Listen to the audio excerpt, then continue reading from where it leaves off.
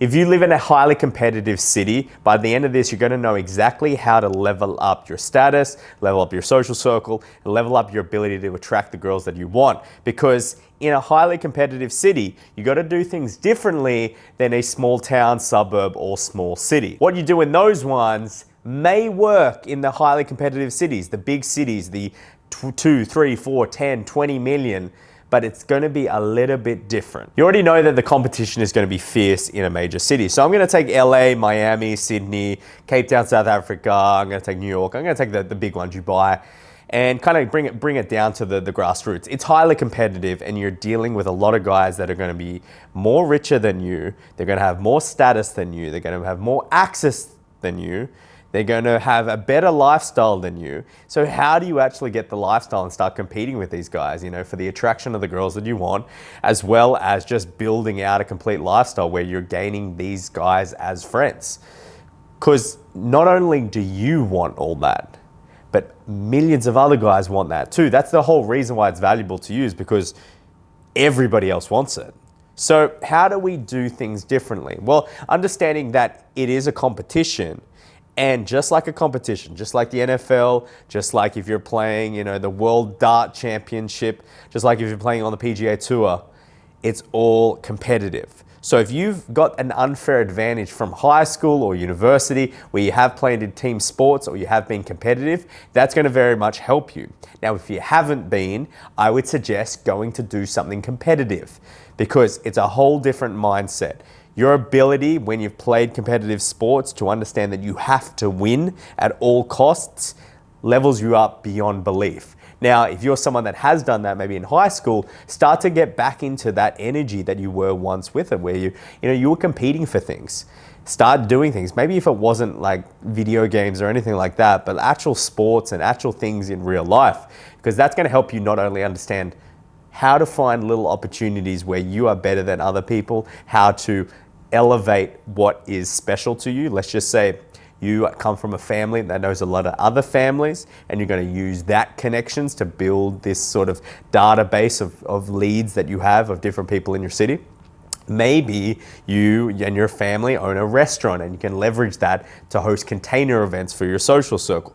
Maybe you have 4 to 6 female friends, and you're able to not only round them up to go to nightclubs, you're able to connect with promoters and then start to build this sort of, this group, this tribe that go around the city and go to the nightclubs. Maybe you are young and you have the abundance of energy that a lot of people that are in their 30s don't have. Everybody has an advantage, and you have to find your advantage. Now, with competition, you're going to be able to find that advantage. The next is something that I teach to my mentorship guys in social life mentoring, which is called the familiar face theory.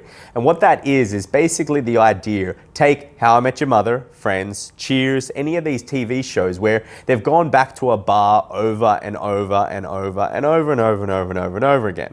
You become a local, you become a regular.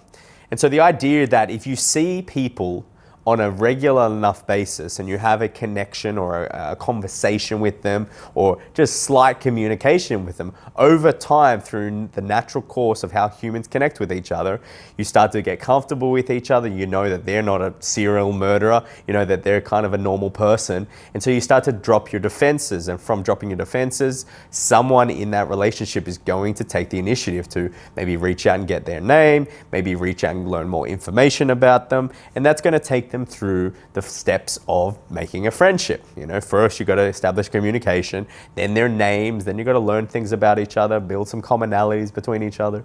And so this is how going back to regular places over and over again. Now, if you're in a highly competitive city, chances are that city is going to be very, very big. It's going to be absolutely enormous. Take right now, I'm in Sydney, Australia, and that is enormous. Whether you're in Bondi, whether you're in the city, whether you're in the northern beaches, whether you're out west, it is a massive, massive place. So what you'd like to do is kind of target an area very close to where your logistics are. So basically your place that you live. So don't go, you know what, I'm going to go to a bar that's 45 minutes that way, 3 times, 4 times a week. That's probably not your best bet. When there's a bar downstairs, there's a bar across the road, there might be a nightclub, there might be a day club, there might be a cocktail bar, there might be a rooftop bar here, something that is a social place that you can go back over and over again, get to know the hosts, get to know the waiters, maybe it's a restaurant, get to know,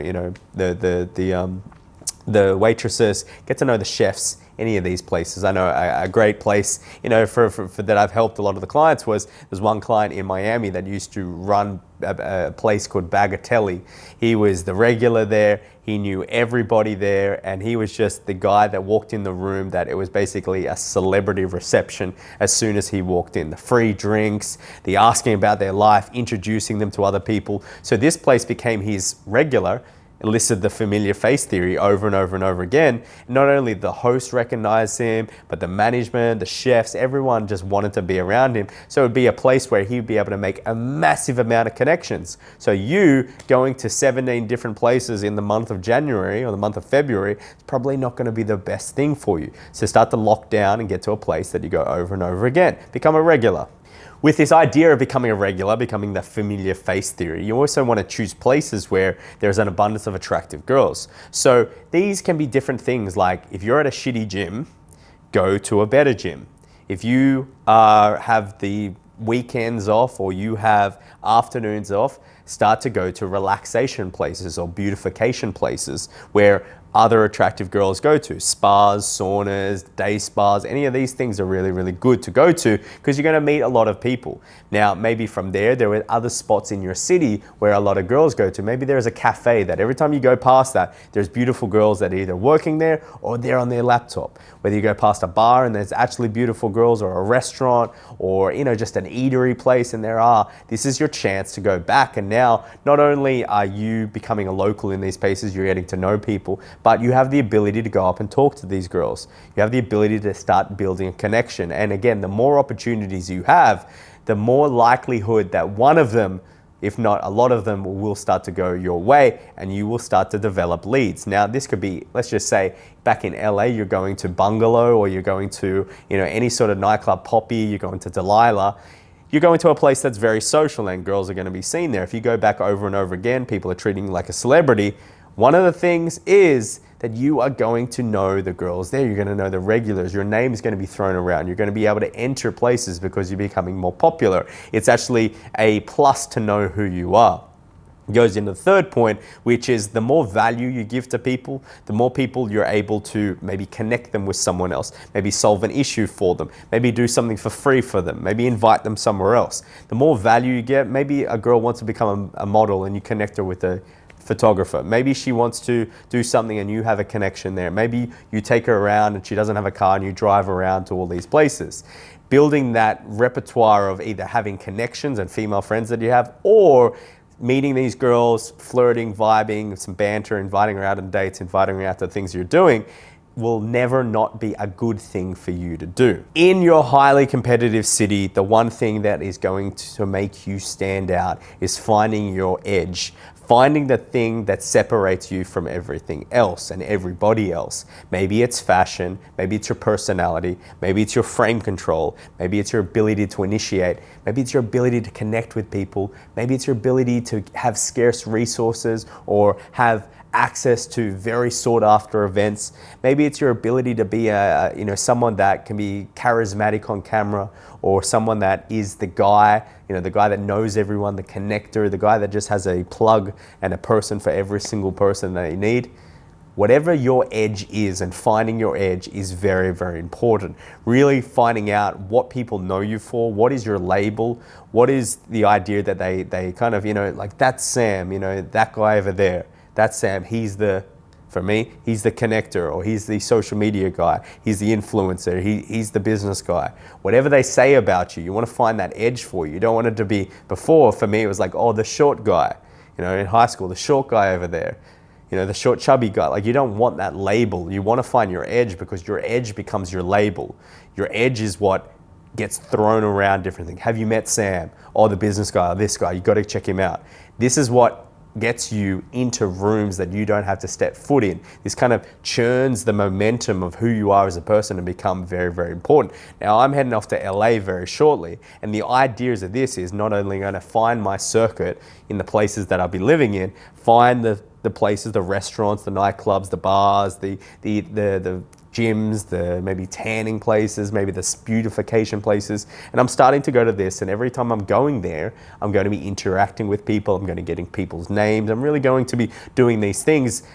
You could be going to the same place, and if you're not doing that, you're not going to be recognized, you're not going to have an advantage, you're going to be down in the dumps, going back on the dating apps and actually having a bad time with your whole lifestyle. Me, I'm creating that lifestyle. I'm not only putting that on social media, that's going to be attracting new girls. I'm also going to be adding girls, inviting them out. And so everything becomes a flywheel in my life. That's how you stand out from the crowd in a highly competitive city. So implement those, and I guarantee you that you will start to level up in your city, wherever it is in the world. And heck, if you need some help, if you want, be like, hey, Sam, I need some step-by-step advice. I need someone that's able to help me. I need that accountability because, heck, I'm busy, I'm doing this. All you got to do, click below, book a call with me and my team, and we'll be able to create a step-by-step plan for you and get you underway and kind of have that accountability to keep you on the path to getting the lifestyle you want. So it's Sam here, check it out, and I'll see you in the next video.